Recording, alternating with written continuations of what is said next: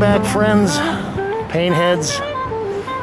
Time for us to do some cultural calisthenics. We are on the western side of Chelsea. Special shout out to a friend from Port Elizabeth, South Africa, who is now in London. Also,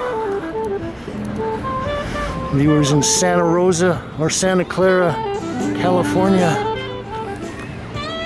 and our friends in lockdown Melbourne. We're gonna run in here to the Zwirner Gallery, try to get some pictures of an exhibition by Suzan Frecon titled Oil Paintings. Okay, well, with the exhibition, I was reading a review of this show in Hyperallergic by Jason Stopa, and well, he mentioned the fact that this was all presented under natural light. So it's a good thing we got in here before it got dark.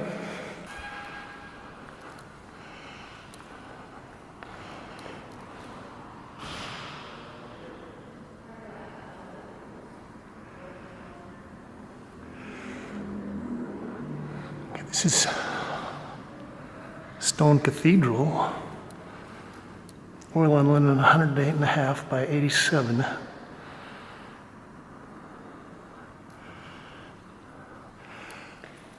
Well, I got a special request from someone in California begging me to come in and cover the show, and normally I don't do requests, but I think Suzan is probably one of the most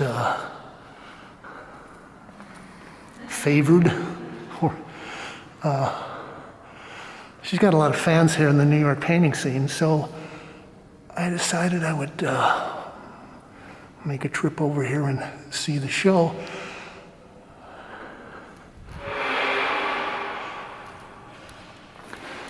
I think there are a couple of points I'll mention to begin with. First of all, these are all huge paintings. Many of them are diptychs. And gosh, I'm just looking at these on the monitor on my camera and comparing the color to what I'm actually seeing here.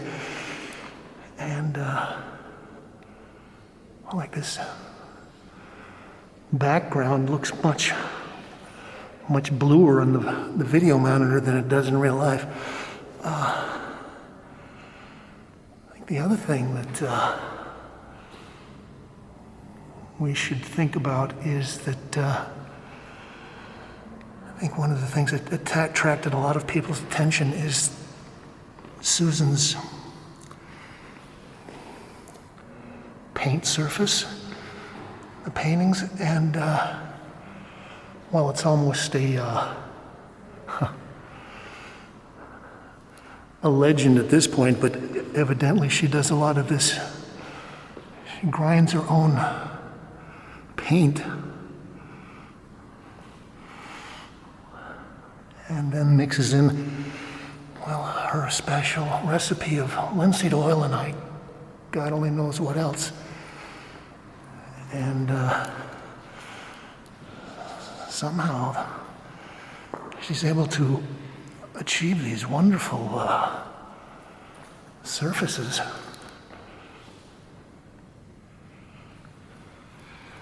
I believe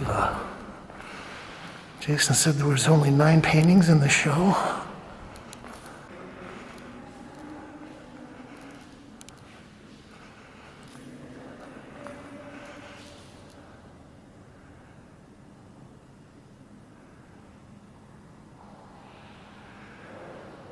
Annuncita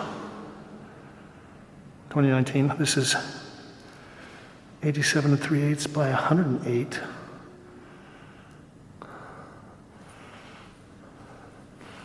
So that's about, each panel is about 7 by 5 feet.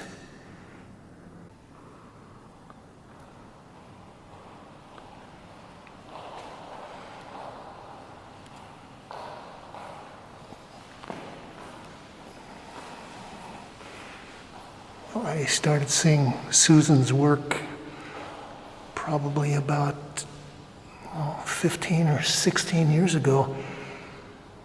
She's been painting in New York for years and years, and I guess maybe even started out with the minimalists, but I don't think she achieved what you would consider general recognition until about 16, 17, 18 years ago. And she was included in a Whitney biennial.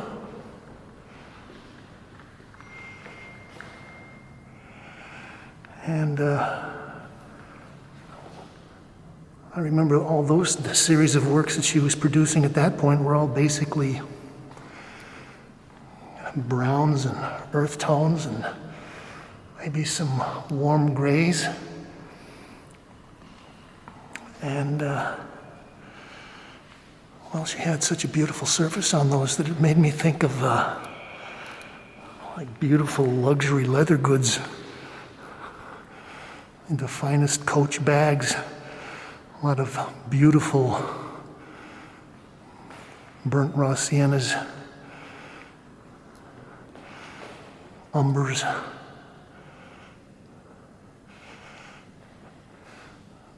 Since then, she's branched out and started getting some also wonderful, rich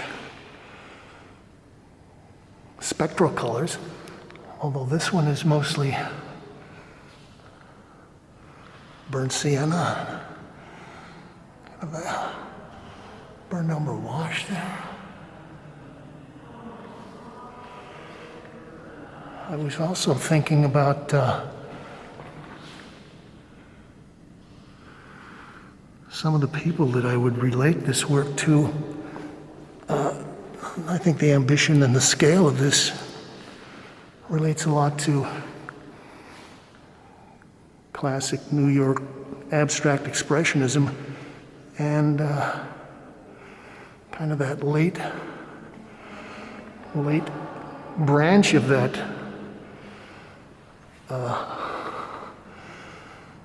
style of painting that turned into minimalism.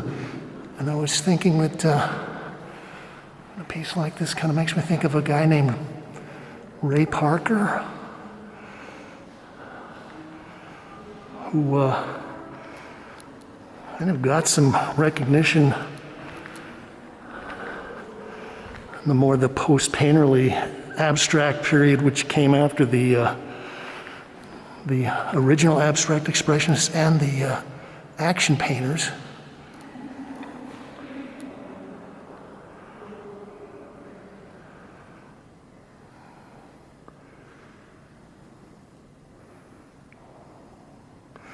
This is titled Mars Stealing the Night.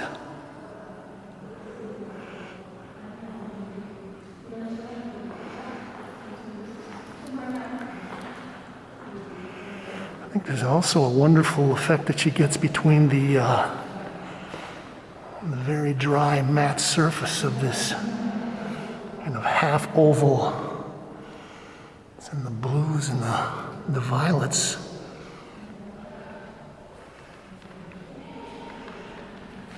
And then this kind of orangish ochre is glossier.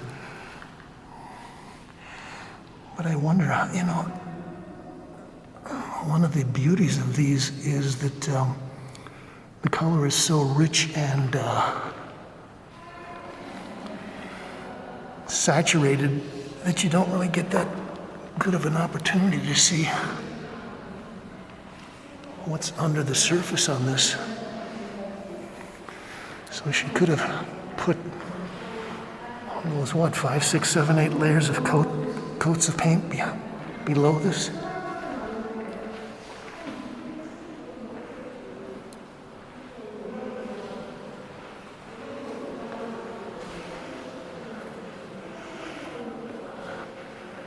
And I was thinking with the paint surfaces, some of them make me think of Bryce Martin. Vernal Breath of Plum, 2019. This is oil on linen. 108 by 87 by 108.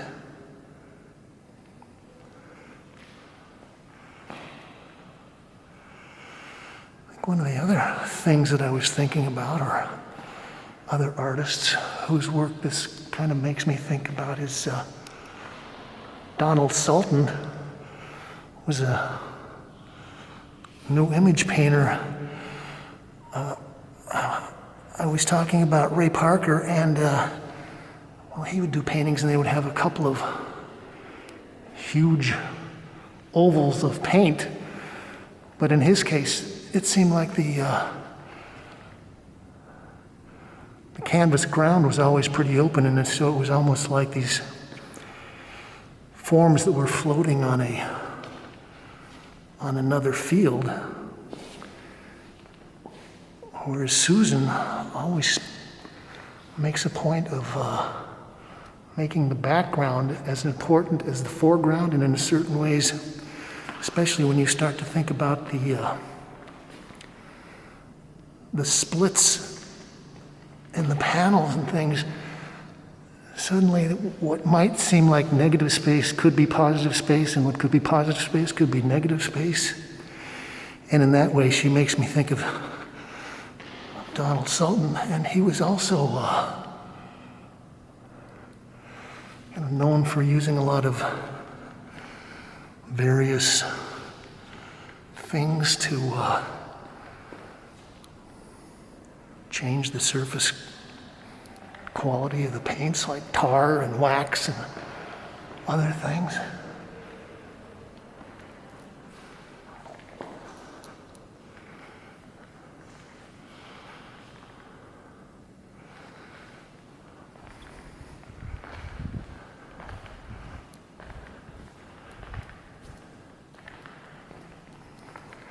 I was thinking some of these shapes make me think of surfboards for some reason.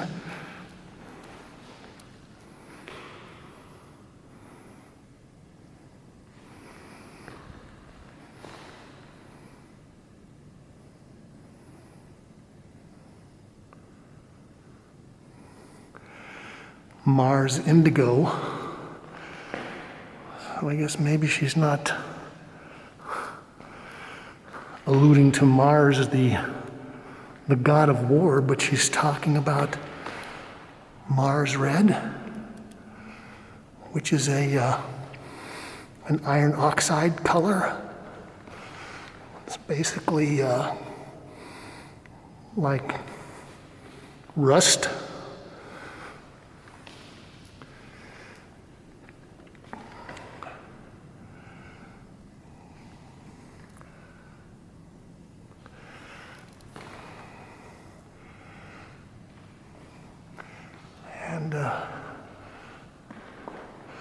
One of the things about Jason's review is that he talks about how these compositions almost have a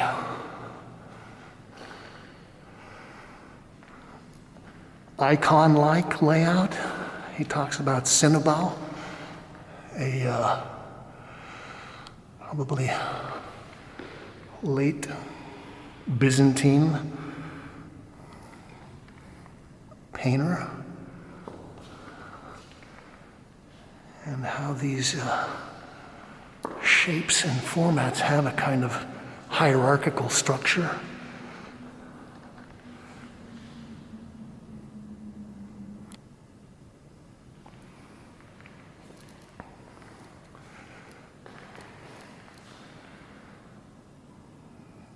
Sienna Maria, 2019. This is 87 by 108.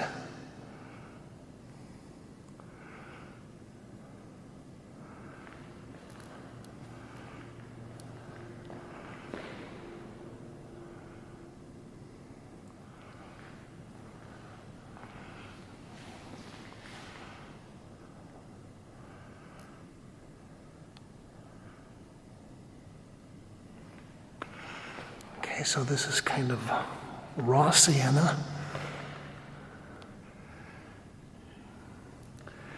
I don't know whether you would call this a Prussian blue.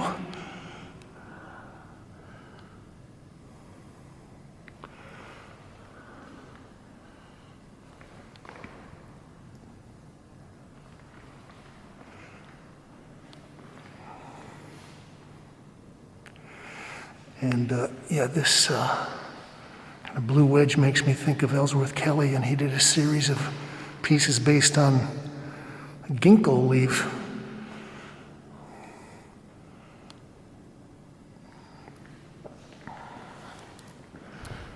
Okay, boy. Oh. Well, we're going to wrap up looking at this beauty.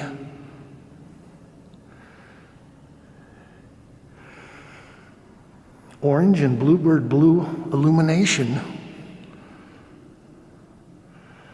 87 by 108. Okay, all you people on the West Coast, look out your windows. Look west, the setting sun. Now, I think one of the wonderful things about this is that just the shape of the orange and the color contrast between these two colors is so wonderful, but it almost, like the shape almost, or the color almost calls for this kind of shape on this blue ground. And yes, Suzan spends a lot of time on her edges. I was joking with the friend Michael David. I said, Michael, I loved your paintings, but I was sad when they lost their edge. He said, what do you mean, I'm not edgy anymore? I said, no. They started putting your paintings into frames, and at that point I could not see the sides of the canvases. There was a lot of archaeology there that you could see on the sides, and they close that up when they put the slat frames on.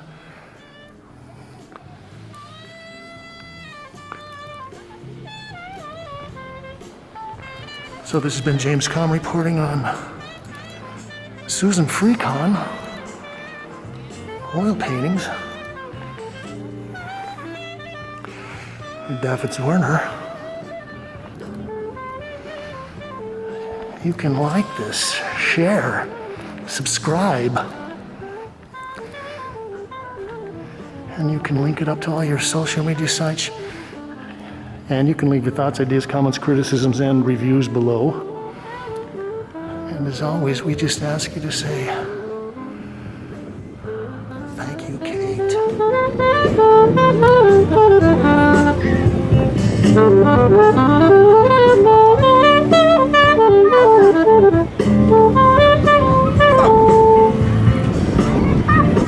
Bubbles! Do you like my bubbles? Whoa, thank you. Thank you, that was great.